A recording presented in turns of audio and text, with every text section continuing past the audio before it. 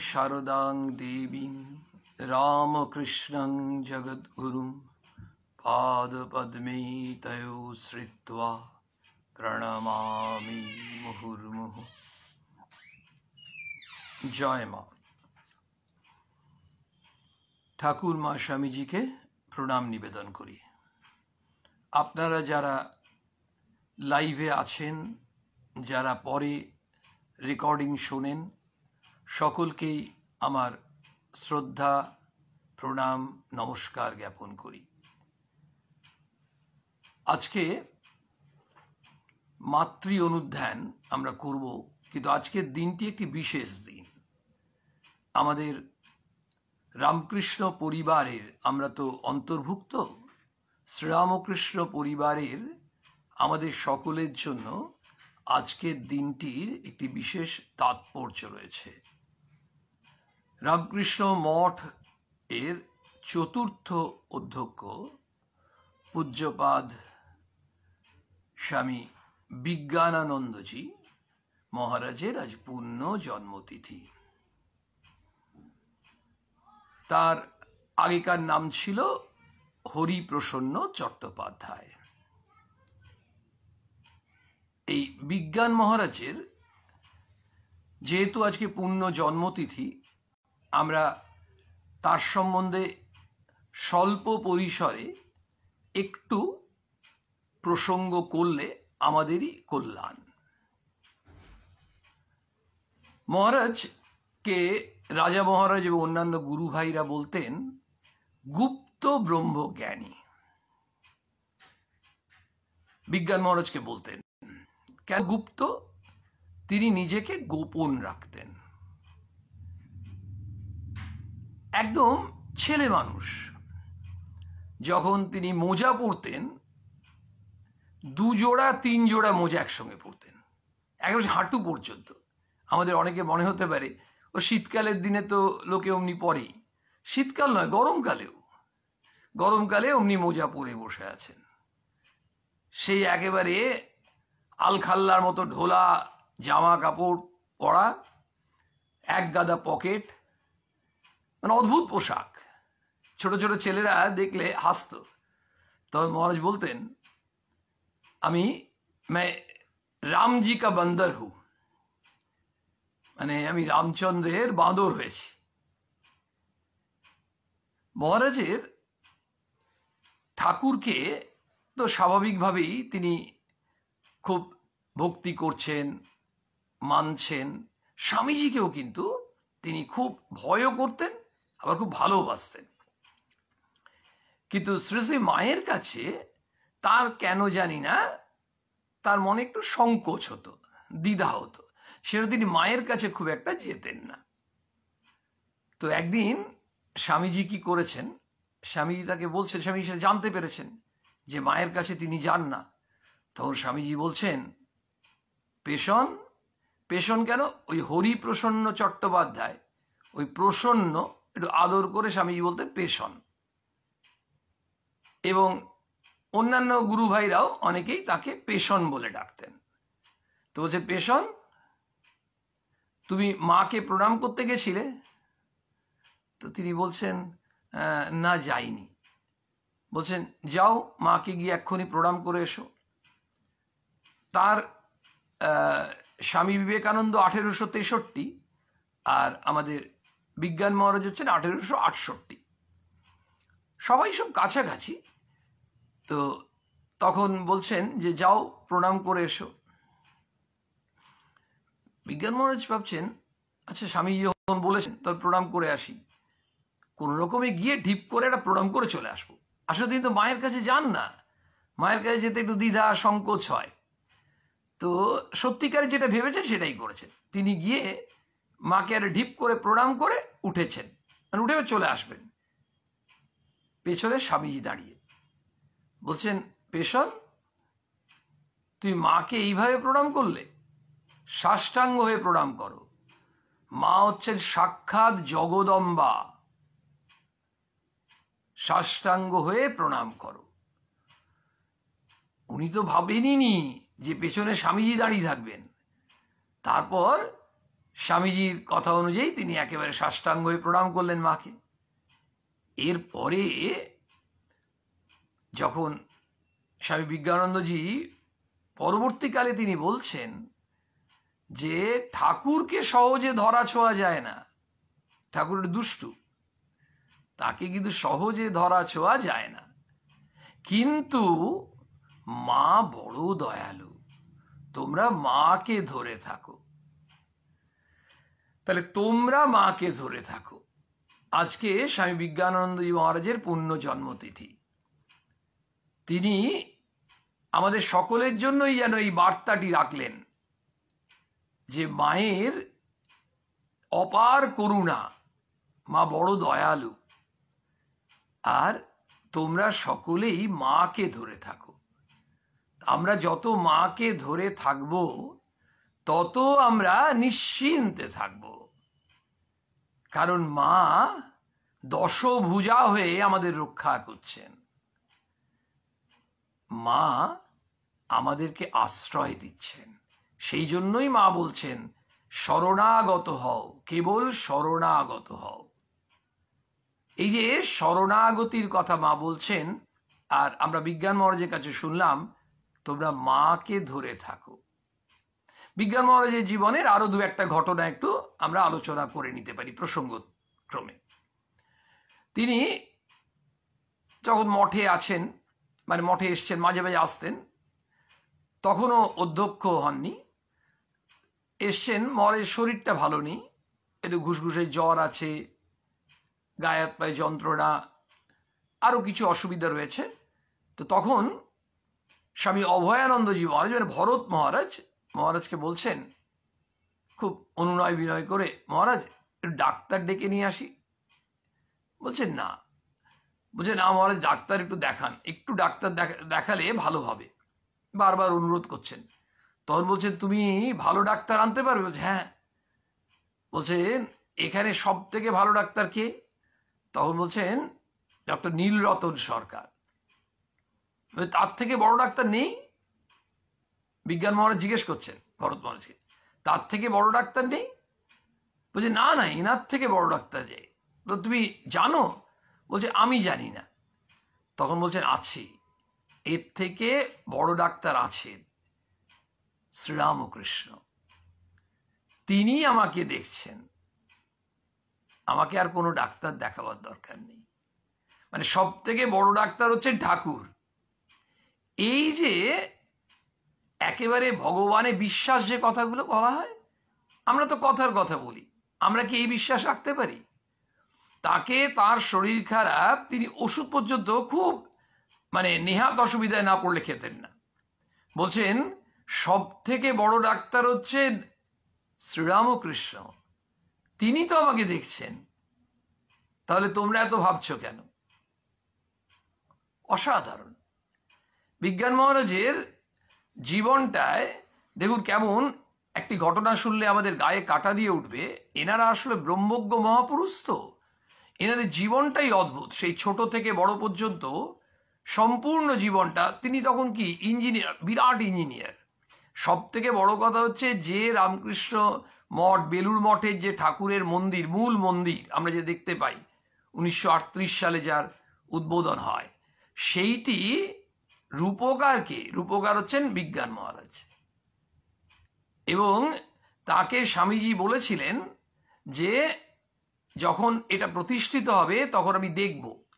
এবং তিনি লক্ষ্য করেছিলেন মহাপুরুষ মহারাজ, রাজা মহারাজ, স্বামীজি সবাই দেখছেন ওপর থেকে যে সেদিন এই মন্দির, এই গর্ভ মন্দিরে আত্মারামের কৌটো সেখানে প্রতিষ্ঠিত হলো, মহারাজ নিজে করলেন। এবং তিনি বুঝতে পারছিলেন যে তার শরীর আর বেশি দিন থাকবে না। তখন তিনি বলছেন তাড়াতাড়ি কাজ শেষ করো, তাড়াতাড়ি কাজ শেষ করো। উনি চাইছিলেন যে এটা উনি করে দিতে পারেন, যাতে স্বামীজির ইচ্ছা ছিল, স্বামীজিকে এত ভালোবাসতেন। বলছিলাম এনাদের জীবনগুলো কেমন দেখুন। ইনি অসাধারণ কৃতি ছাত্র ছিলেন এবং সব থেকে বড় কথা ছোট থেকেই সত্যনিষ্ঠা, বরাবর সত্যনিষ্ঠা। এবং যখন তিনি ইঞ্জিনিয়ারিং পরীক্ষায় তখন নিয়ম ছিল যে ওই পরীক্ষায় যে প্রথম বা দ্বিতীয় হবে, প্রথম এবং দ্বিতীয় এই দুজন সঙ্গে সঙ্গে চাকরি পেয়ে যাবে। এবং এই যে এখনকার যেমন ক্যাম্পাস ইন্টারভিউ হয়, তখন নিয়ম ছিল দুজন সরকারি চাকরি পেয়ে যাবে, যে প্রথম হবে আর যে দ্বিতীয় হবে।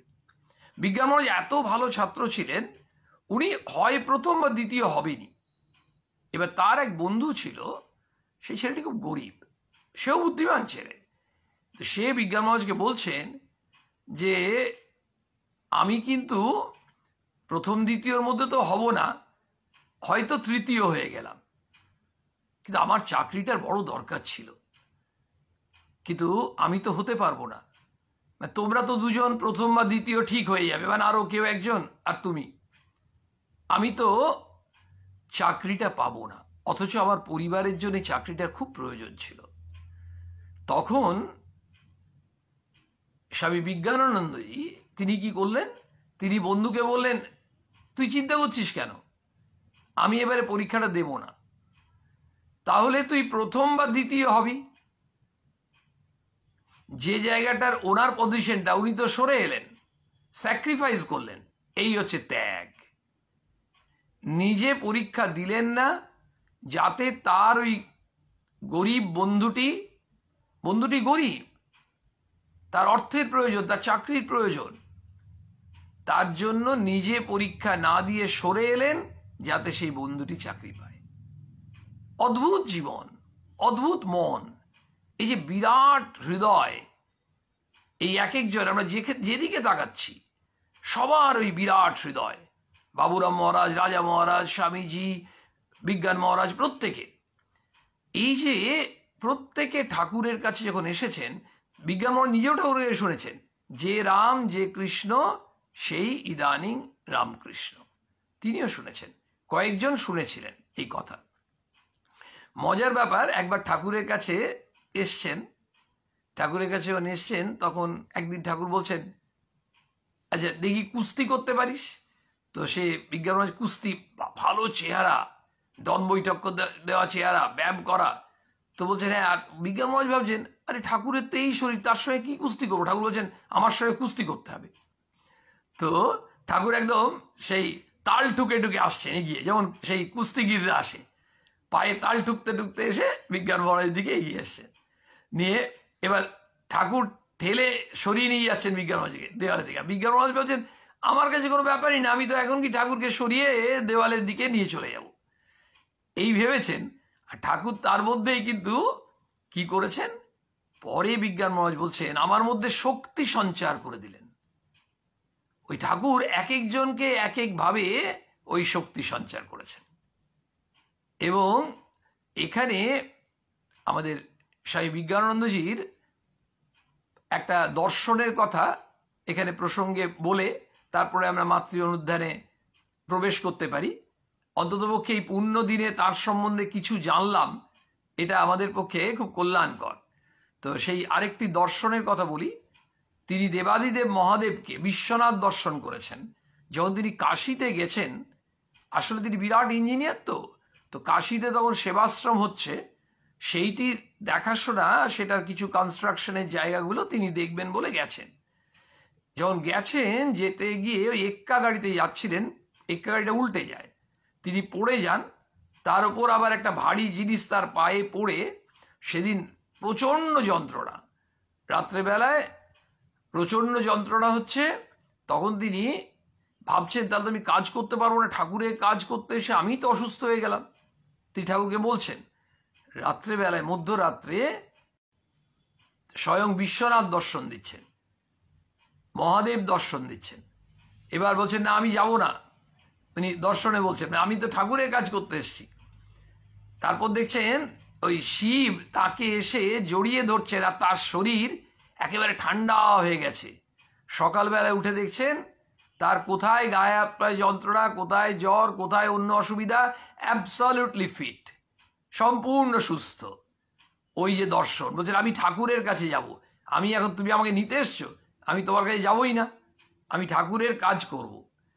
এই হচ্ছে আমাদের স্বামী বিজ্ঞানানন্দজি মহারাজ, আমাদের চতুর্থ অধ্যক্ষ রামকৃষ্ণ মঠের, তার আজকে পূর্ণ জন্মতিথিতে আমরা তার একটু প্রসঙ্গ করছিলাম। তো তিনি কি বললেন ওই মায়ের সম্বন্ধে সেটা বলে নিয়ে আমরা মাতৃ অনুদ্ধার শুরু করি। তিনি কি বললেন পরবর্তীকালে, মা বড় দয়ালু, তোমরা সবাই মাকে ধরে থাকো। এই যে আমাদের মাকে ধরে থাকার জন্যই মাতৃ অনুদ্যানে আমরা শ্রী শ্রী মায়ের কথাতে আমরা মায়ের অন্যতম গৃহী ভক্ত, তার সঙ্গে মায়ের সাক্ষাৎকার এবং তার কিছু কথোপকথন আমরা আমরা আলোচনা আজকে করার চেষ্টা করব। তার মাধ্যমে জানতে পারবো মা আমাদের জন্য কি বলছেন। বলছেন, ধ্যান জপের কথা ওঠায় মা বলিলেন, ধ্যান জপের একটা নিয়মিত সময় রাখা খুব দরকার। এইটুকুই থাক। মা কি বলছেন? বলছেন হয়তো ধ্যান জপের কথা উঠেছে, কথা প্রসঙ্গে কথা চলছে, তো এমন হতেই পারে সন্তান জিজ্ঞেস করেছেন যে মা আচ্ছা এই যে জপ করব, ধ্যান করব, কোন একটা নির্দিষ্ট সময় রাখবো না যে কোনো সময় করবো, যখন ইচ্ছা করতে পারি? তখন মা সেখানে কি উত্তর দিচ্ছেন? বলছেন ধ্যান জপের একটা নিয়মিত সময় রাখা উচিত। আমরা আমাদের দৈনন্দিন জীবনে আসি, মা বলছেন এক জায়গায় ভগবানকে খুব ডাকতে হয়, খাটতে হয় বাবা, খুব খাটতে হয়, একটা নিয়ম করে নির্দিষ্ট সময় করে তাকে ডাকবে, মানে এই সবসময় ডাকবে, সময় করে জপ করবে, ধ্যান করবে। এই নির্দিষ্ট সময়ের কথা মা এত কেন জোর দিচ্ছেন সেটা নিশ্চয়ই আমরা মায়ের কাছে শুনবো। কিন্তু আমরা আমাদের দৈনন্দিন গৃহী জীবনে একটু আসি, একটু আলো ফেলার চেষ্টা করি। দেখুন, সংসারী মানুষরা যে কেউ, ধরুন মাকে ছেলে বলছে একদিন 8টার সময় এসে আমাকে জলখাবার দাও, একদিন বলছে 10টার সময় দাও। বিশেষ করে ছুটির সময় এই ধরনের হয়, যেমন এখন চলছে। মা কিন্তু অনেক সময় তার অসুবিধার জন্য একটু বিরক্ত হন, তখন সন্তানকে একটু বকেন, বলেন তুই একটা সময় কর, আমার তো রান্নাঘরে অন্য কাজ আছে, বাড়িতে আরো কাজ আছে, শুধু তোকে তোর জলখাবার করলে তো হবে না, আবার দুপুরে খাবি তো, সবার খাওয়ার ব্যবস্থা করতে হবে। মাদের তো তাই অনেক ঝক্কি। তাহলে মা তখন বলে তুই একটা ফিক্স টাইম বল, তো নির্দিষ্ট সময় বল যে কটায় খাবি, আমি সেই অনুযায়ী জলখাবার তৈরি করব। অনেক সময় তৈরি করছি তারপর ঠান্ডা হয়ে যাচ্ছে, 8টায় তৈরি করছি, তুই 10টায় খাচ্ছিস, আর কোনোদিন 8টার সময় বলছিস আমাকে দাও। তাহলে নির্দিষ্ট সময়ে টিফিনটা মা দেবেন, ব্রেকফাস্টটা দেবেন, জলখাবারটা দেবেন, ছেলেকে বলছেন। এটা বাড়িতে হয় তো আমাদের? আপনারা সবাই ভেতরে ভেতরে বলছেন হ্যাঁ হয়। আরো মজার ব্যাপার কি হয় বলুন তো, মায়েরা ওই বোন, মা, মাসি এই ধরনের কাউকে কাজের সাহায্যের জন্য আসতে বলেন। প্রত্যেক ঘরোয়া মধ্যবিত্ত বাড়িতে এটা একটা চল, একজন কেউ আসে, ওই বাড়িতে একটু বাসনগুলো ধুয়ে দেয় কিংবা ঘর ঝাড় দেয়, পরিষ্কার করে। সেই মেয়েটি যখন আসে তখন প্রথমেই যখন তার সঙ্গে কথা হচ্ছে, অথবা যদি দেখা যায় মেয়েটা বিভিন্ন সময় আসছে, তখন মা বলেন দেখ এতে আমার কিন্তু কাজের অসুবিধা হচ্ছে, তুই একটা নির্দিষ্ট সময় বলতো কখন আসবি, তোকেও 3 বাড়ি যেতে হয়, 4 বাড়ি যেতে হয়, আমি বুঝি, কিন্তু আমি তাহলে সেইভাবে কাজগুলো গুছিয়ে নেব। তার মানে নির্দিষ্ট একটা সময় যখন ওই মায়ের সঙ্গে তার কথা হয়ে গেল যে আমি প্রত্যেক দিন সকাল 9টায় আসবো, মা সেই মতো কাজগুলোকে গুছিয়ে নিচ্ছেন। তাহলে তার ক্ষেত্রেও বলছে নির্দিষ্ট সময়। স্কুল, কলেজ, অফিসে, আদালতে, কারখানায় নির্দিষ্ট সময় আছে।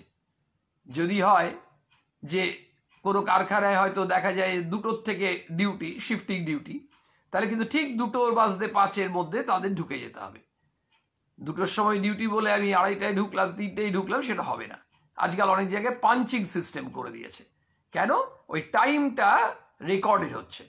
তাহলে নির্দিষ্ট সময়ের ব্যাপার সর্বত্র আছে, শুধু আমাদের জব করার কোনো নির্দিষ্ট সময় নেই। ওইখানে আমরা ফাঁকি দেব।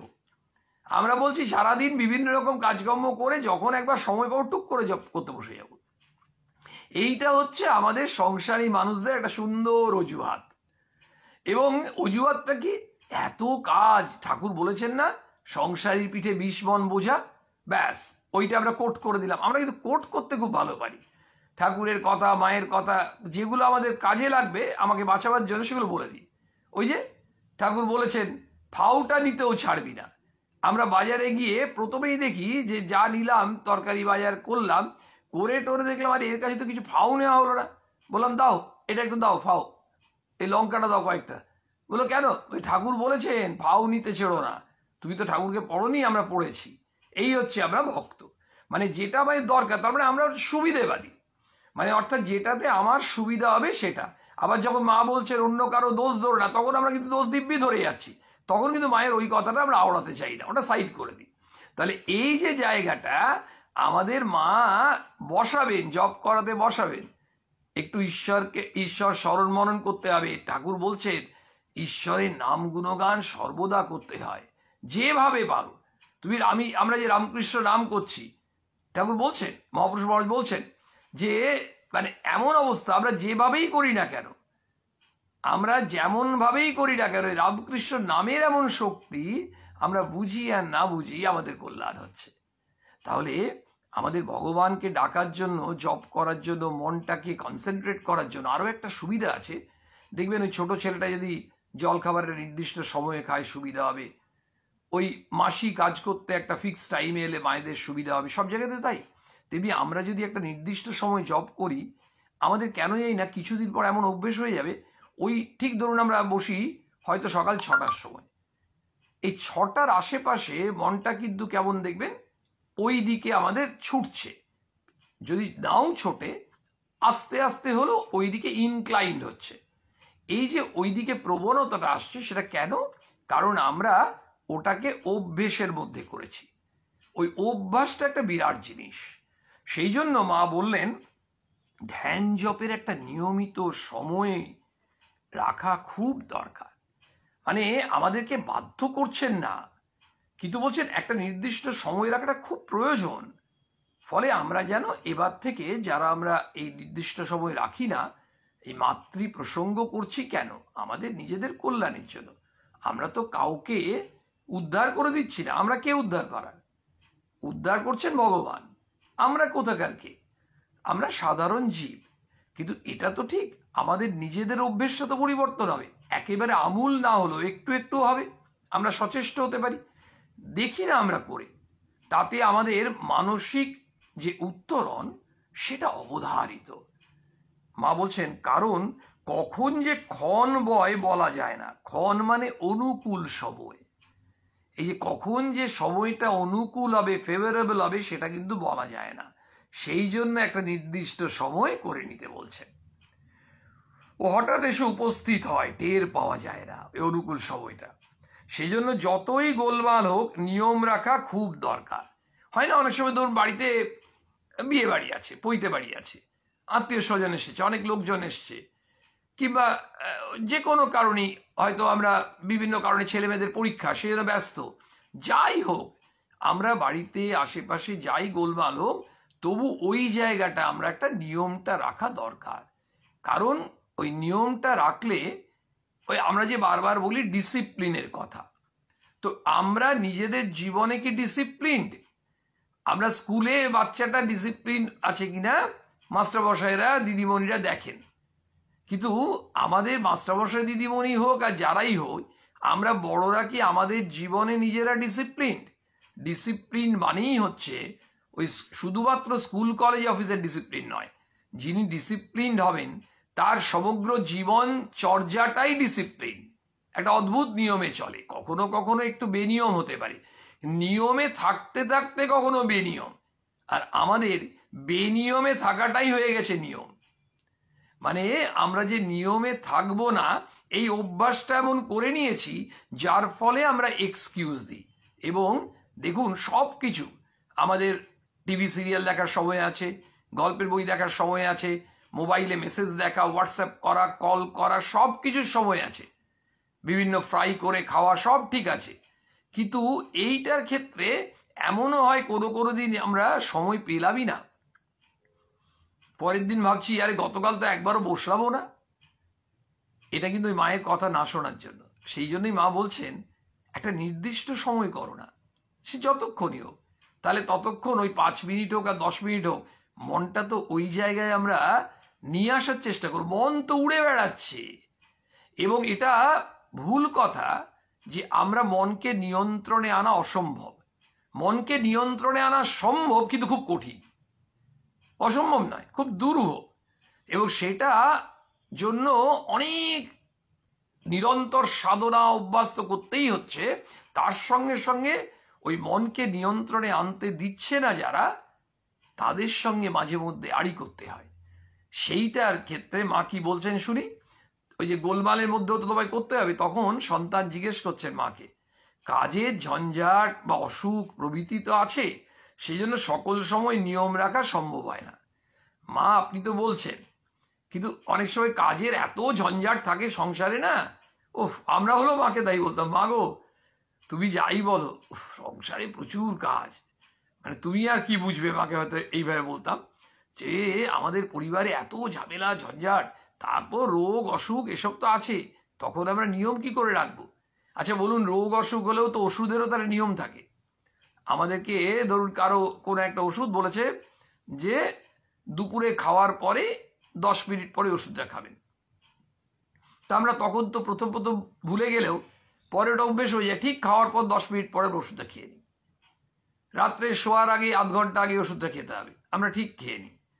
তাহলে ওইখানেও তো আমাদের নির্দিষ্ট সময় দিচ্ছেন, এমন তো না যেটা বলছে খাওয়ার পরে ওষুধটা খাবেন, তারপরে ডাক্তারবাবু বলেননি আমরা খেলাম 1টার সময় আর খাওয়ার পরে মানে বিকেল 4টেয় খেলাম, সেটা কিন্তু মিন করেননি। খাওয়ার পরে মানে ঠিক আছে 10 মিনিট পর 15 মিনিট পর, আমরা বললাম ডাক্তারবাবু আমরা শুনেছি আপনার কথা, 3 ঘন্টা পরে হলে কি আছে, খাওয়ার পরেই তো খেলাম। ব্যাপারটা হচ্ছে ওই যে জায়গাটা, ওটাই যেমন আমরা তর্ক করছি অযৌক্তিক, ঠিক এখানেও তাই। সন্তান কিন্তু নিজের মতো বলে যাচ্ছে, বলছে ঝামেলা ঝঞ্ঝাট এসব তো সংসারে আছে, রোগ অসুখ আছে, সেই সময় কি আর নিয়ম টিয়ম পালন করা যায়? সম্ভব হয় না। তখন মা বলছেন অসুখ হলে তো আর আয়ত্ত নেই। দেখো রোগ অসুখ তো সবসময় হবে না, কিন্তু যখন অসুখ হবে সেটা তো আর কারো করার নেই, ওটা তো আমার আয়ত্তের মধ্যে নয়। মানে যেটা আমার আয়ত্তের মধ্যে, যেটা আমি কন্ট্রোল করতে পারবো, সেইটা তুমি করবো না কেন? মানে যেটা আমার আয়ত্তের বাইরে, আমরা বলি না এটা কিন্তু আমার কিছু করার নেই, তো রোগ অসুখটা আমার কিছু করার নেই। কিন্তু বাড়িতে একটু গন্ডগোল হচ্ছে, ঝামেলা ঝঞ্ঝাট হচ্ছে বা যা হচ্ছে, ঠিক আছে ওগুলো করলাম, আর আমার নির্দিষ্ট সময় ওটা করতে পারলাম। অনেক সময় হয়তো কারোর জব করার কথা 6টার সময় ঠিক করেছে, কারোর হয়তো জ্বর হয়েছে, হয়তো তখন একটু টেম্পারেচারটা বেশি, তাহলে স্বাভাবিকভাবে মাথা ব্যথা করছে, তখন হয়তো আর সে পারছে না, সেটা তো হতেই পারে। বলছেন মা, আর নিহাত যদি কাজের ঝঞ্ঝাট থাকে তবে স্মরণ প্রণাম করলেও হয়। এইবার আমরা মায়ের কাছে সলিউশন পেলাম। তাহলে আমরা কি বলেছিলাম যে কাজের ঝঞ্ঝাট হতে পারে, রোগ অসুখ হতে পারে, রোগ অসুখ হলে মা কি বললেন সেটা তো আর আমার আয়ত্তে নেই। আর কাজের ঝঞ্ঝাট যদি খুবই থাকে, অনেক সময় তো হয় সত্যিকারে খুব ঝঞ্ঝাট, অফিসের চাপ হয়েছে, কিংবা বাড়িতে অনেক লোকজন এসছে, কিংবা হয়তো বুড়ো মা বাবা আছেন, তাদের সেবা করতে হচ্ছে, ছেলে মেয়েদের পরীক্ষা, স্বামী অফিস যাচ্ছে, এতগুলো জিনিস সামলে হয়তো মায়ের পক্ষে সম্ভব হচ্ছে না। বলছেন নেহাত যদি কাজের ঝঞ্ঝাট থাকে তবে স্মরণ প্রণাম করলেও হয়। মানে আমরা বসে হয়তো জব ধ্যান করতে পারলাম না, স্মরণ করে প্রণাম করলাম, স্মরণ প্রণাম। এই স্মরণ প্রণামটাও তো আমরা করতে পারি। দেখবেন আমরা হয়তো কোনো বাস স্টপে দাঁড়িয়ে আছি, কালী মন্দির আছে, অনেক বাস স্টপের কাছাকাছি কালী মন্দির থাকে, শিব মন্দির থাকে, তো আমরা রেগুলার হয়তো ওই বাস স্টপ থেকে বাস ধরি, অফিস যাই নির্দিষ্ট সময়।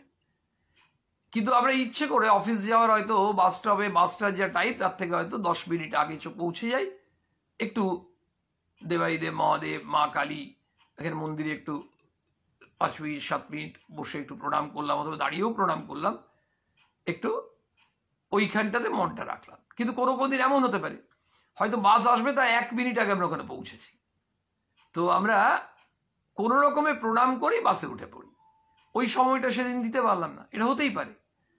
কিন্তু এমন তো নয় যে আমরা তখন আবার 8-10 মিনিট টাইম দিলাম, বাসটা চলে গেল, এদিকে আমি অফিসে দেরিতে পৌঁছলাম, সেটা তো করা সম্ভব নয়। তখন জিজ্ঞেস করছেন সন্তান, কখন সময় করা কর্তব্য? এইবার আমাদের প্রশ্ন। তাহলে মা কি বললেন, একটা নির্দিষ্ট সময় করে ধ্যান জপ করতে হয়, এবং তাহলে কি হয় না, অনুকূল যে সময় সেটা আমরা কিন্তু বুঝতে পারবো না কখন যে বয়ে যাবে। এবার আমাদের মনের মধ্যে একটা প্রশ্ন আসছে, এর মধ্যে কি কি ভাবে করলে হবে, মানে যখন ঝামেলা ঝঞ্ঝাট থাকবে, রোগ অসুখ, সেক্ষেত্রে মা একটা সমাধান দিলেন সুন্দর করে। এরপরে আমাদের সকলের মনেই যে প্রশ্নটা, সন্তান সেই প্রশ্নটাই করেছেন, এই নির্দিষ্ট সময়টা কখন করব। বাড়িতে মাসি 9:30 আসবে না 11টায় আসবে, সেটা ওই মা বুঝে নেবেন, গৃহকর্ত্রী বুঝে নেবেন, কারণ তার গৃহে কি প্রয়োজন সেটা তিনি বুঝবেন। সব বাড়িতে এক হবে না, আর সব বাড়িতে যদি 9:30টায় দরকার হয়, ওই মেয়েটি যদি 4টে বাড়িতে কাজ করো, 9:30 4টে বাড়িতে যাবে কি করে? সুতরাং অ্যাডজাস্টমেন্ট দরকার। প্রশ্ন হচ্ছে, এই জবের ক্ষেত্রেও বিভিন্ন পরিবারে বিভিন্ন মানুষের অনেক দায়িত্ব আছে, ফলে নির্দিষ্ট সময় তো সবার জন্যই ভোর 6টায় হবে এটা তো হতে পারে না, সন্ধ্যে 6টায় হবে। আমরা, মা সেভাবে প্রেসক্রাইবও করেননি, মা বলছেন যে একটা নির্দিষ্ট সময় করে নেওয়া উচিত। এবার মাকে সন্তান জিজ্ঞেস করছে কখন সময় করা কর্তব্য, মানে তবুও মা তুমি যদি বলো যে কোন সময়টা করলে ভালো হয়, কর্তব্য আমরা চেষ্টা করব। তখন মা বলছেন সন্ধিক্ষণে তাকে ডাকা প্রশস্ত, রাত যাচ্ছে দিন আসছে, এটা সন্ধিক্ষণ, দিন যাচ্ছে রাত আসছে, এই হলো সন্ধি। এই সময় মন পবিত্র থাকে। দেখুন, রাত যাচ্ছে পেরিয়ে এবার ভোর আসছে, সেই সময় আমাদের মনের অবস্থা কেমন থাকে নিজেরাই আমরা অনুমান করতে পারি। আরেকটা, দিন যখন যাচ্ছে রাত আসছে, দিনের কর্মব্যস্ততা ইত্যাদি সব চলে গেল, এবার রাত্রি আসছে, তখন আমাদের মানসিক অবস্থা কেমন থাকে আমরা নিজেরাও কিছুটা আন্দাজ করতে পারছি। কিন্তু অন্তর্যামিনী মা ভগবতী তিনি তো সবই জানেন, তিনি কেন এটা বলছেন সেটাও কিন্তু তিনি ব্যাখ্যা করে দিচ্ছেন, কারণটাও। আমি আপনি যদি হয়তো কোনো ডাক্তারবাবুকে বললাম যে আপনি এই ওষুধটা দিলেন কেন, এই প্রশ্নের কিন্তু উত্তর উনি দেবেন না, মানে দেখুন আপনি ডাক্তার না আমি ডাক্তার, এটা আপনার প্রয়োজন তাই আমি দিয়েছি। ব্যাপারটা হচ্ছে কিছু কথা বলবেন কিন্তু অনেক কিছুই বলবেন না, যেহেতু আমরা মেডিকেল সায়েন্স বুঝবো না। তেমনি উকিলবাবুকে জিজ্ঞেস করলে তিনি বলবেন আমি পরামর্শটা দিয়েছি, ওকালতিটা তো আমি করি, এটা আপনার ভালো হবে তাই বলছি। কিন্তু মায়ের ক্ষেত্রে সেটা নয়, মা একদম কারণটি বুঝিয়ে দিচ্ছেন, বললেন এই সময় মন পবিত্র থাকে। মানে আমাদের সাধারণ জীব তো, আমাদের সবসময়ই ধরুন দিনের বেলা আমরা কাজ করি, অফিসে যাচ্ছে, কারখানায় যাচ্ছে, ব্যাংকে যাচ্ছে, এখানে যাচ্ছে, ওখানে যাচ্ছে, বিভিন্ন সংসারে কাজ, এই প্রতিবেশীর সঙ্গে ঝগড়া, অমুকের সঙ্গে একটু মনোমালিন্য, অমুকের সঙ্গে ভাব ভালোবাসা, দুজনকে নিয়ে তৃতীয় মানুষকে নিয়ে সমালোচনা, এইসবগুলো সাধারণত দেখবেন ওই মানে যখন আমরা রাত্রিটা পেরিয়ে সেই ভোর ভোর আসছে তখনই উঠে এগুলো করি না। এই বা টাকা পয়সা হিসেব অমুক তমুক এইসব নিয়ে যা কিছু করছি, স্বাভাবিকভাবে আমাদের তখন মনের মধ্যে অনেক অঙ্কট বঙ্কট, ঠাকুর এই অঙ্কট বঙ্কট কথাটি বলছেন। তো তখন কি হচ্ছে, মন অত শুদ্ধ থাকে না, পবিত্র থাকে না।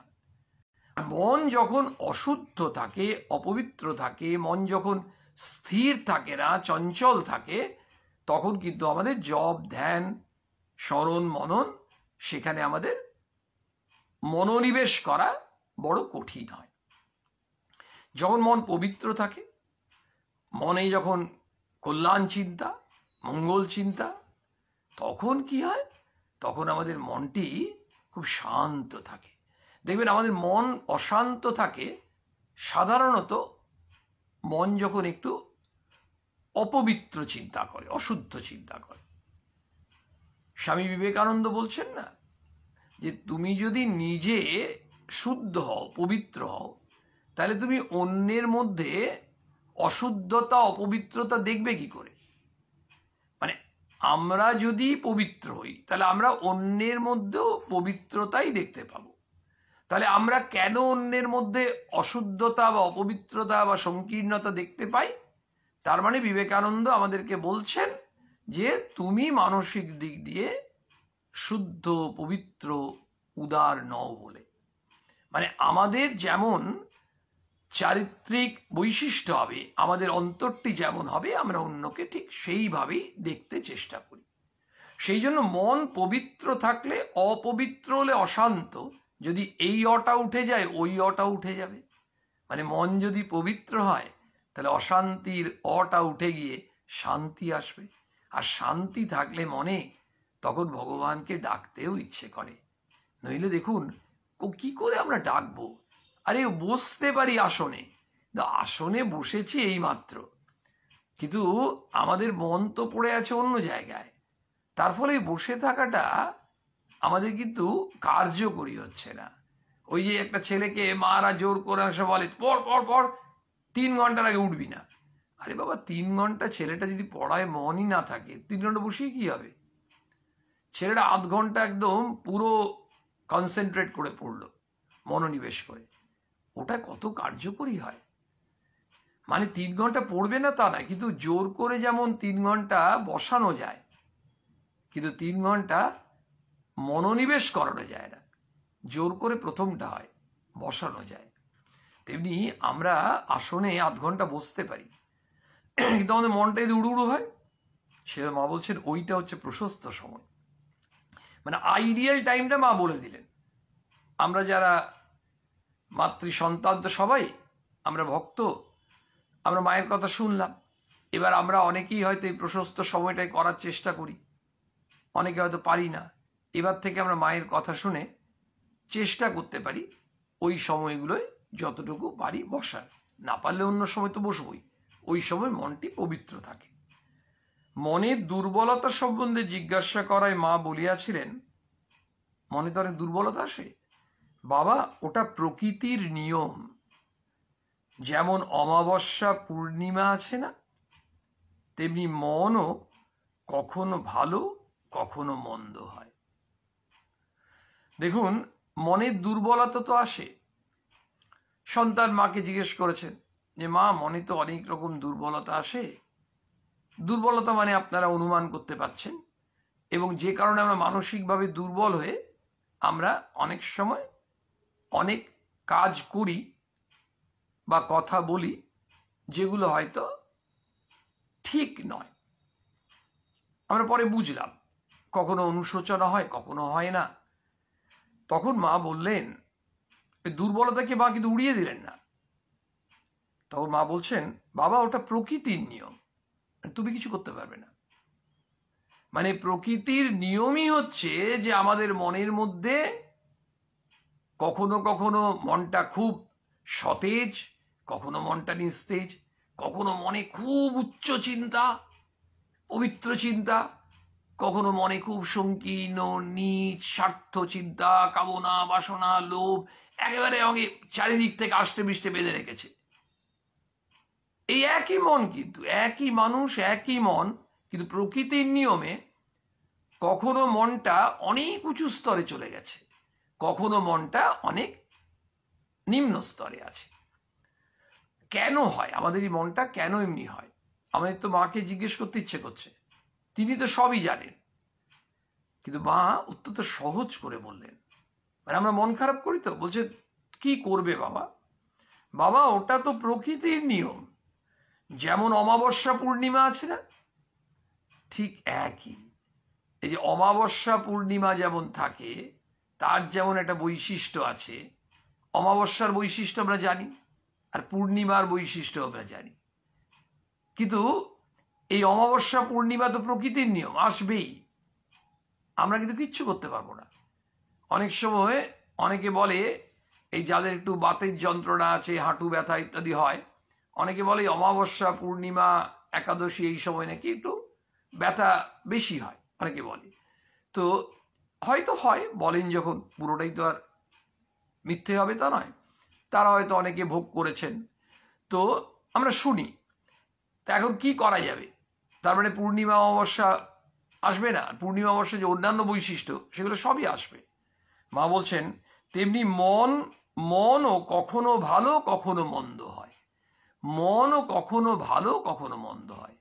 তাহলে এটাকে আমাদেরকে বলছেন তোমরা এটা গ্রহণ করো, মানে অ্যাকসেপ্ট করতে শেখো। সব সময় কিন্তু মনটা অত্যন্ত আনন্দে থাকবে, পবিত্র থাকবে, উচ্চ স্তরে থাকবে তা নয়, কখনো ভালো কখনো মন্দ, এবং এইটা নিয়েই থাকতে হবে।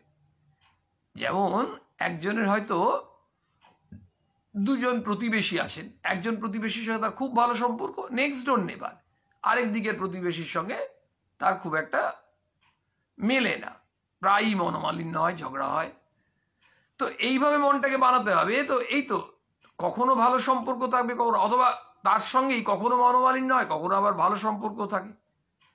এই যে সংসারেও তো মন কষাকষি থাকে, আমাদের কখনো দেখবেন সম্পর্ক খুব সুমধুর থাকে, কখনো তিক্ত হয়।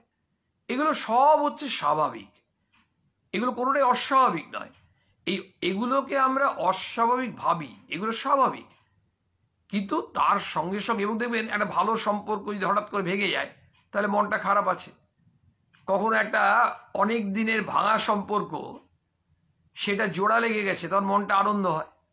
তার মানে বিভিন্ন কারণে আমাদের মনে যখন খুব পবিত্র চিন্তা, খুব মঙ্গলকর চিন্তা, কল্যাণকর চিন্তা, মানুষের কল্যাণ করার চেষ্টা, এইসব কাজ, শিবজ্ঞানে জীবসেবা, এইসব কাজ করার চেষ্টা করছি, মানুষের সেবা, ভগবান জ্ঞানে, তখন মনটা কি ভালো কি ভালো। আর যখন এই বিষয় আশয়, সংসারে ব্যাপার স্যাপার বা অনেক কিছু জিনিস আছে যেগুলো আবার ঠিক মন চাইছে না, সেগুলো আছে, তখন মনটা হয়তো খারাপ আছে। কিন্তু এগুলো প্রকৃতির নিয়ম। তাই মানসিক দুর্বলতা নিয়ে আমাদের দুর্বল হওয়ার দরকার নেই, মানসিক দুর্বলতা নিয়ে আমাদের উদ্বিগ্ন হওয়ার দরকার নেই। মানসিক দুর্বলতা এটাও স্বাভাবিক, এগুলো একটু আধটু আমাদের সাধারণ মানুষের মনে থাকবে, কিন্তু ওই যে কেটে যায় আস্তে আস্তে, ওই যে যখনই আমরা যত বেশি এই ভগবত চিন্তা করব, করতে করতে করতে করতে আস্তে আস্তে আমাদের ওই যে মনের মধ্যে যে সংকীর্ণ বা দুর্বলতার ভাবগুলো, কারণগুলো, সেগুলো আস্তে আস্তে কেটে যায়। মায়ের কাছে আমরা প্রার্থনা করব, মা আমাদের এই মানসিক দুর্বলতা সেগুলো তুমি কৃপা করে আমাদের কাটিয়ে দাও, এবং তোমার যে কথা, সেই কথা যেমন শুনছি আমাদের জীবনে সেটা যাতে প্রয়োগ করতে পারি, মা তুমি করুণা করো। এই বিজ্ঞান মহারাজ বললেন, মা বড় দয়ালু, তোমরা সবাই মাকে ধরে থাকো। মা তোমাকে ধরে আমরা যেন জীবনের প্রতিটি মুহূর্ত কাটাতে পারি, এগিয়ে যেতে পারি। এই আধ্যাত্মিক পথে আমাদের মানসিক উত্তরণ হোক, আর সকলের কল্যাণ হোক, সার্বিক দিক দিয়ে সকলের মঙ্গল হোক, এই প্রার্থনা জানাই। জয় মা।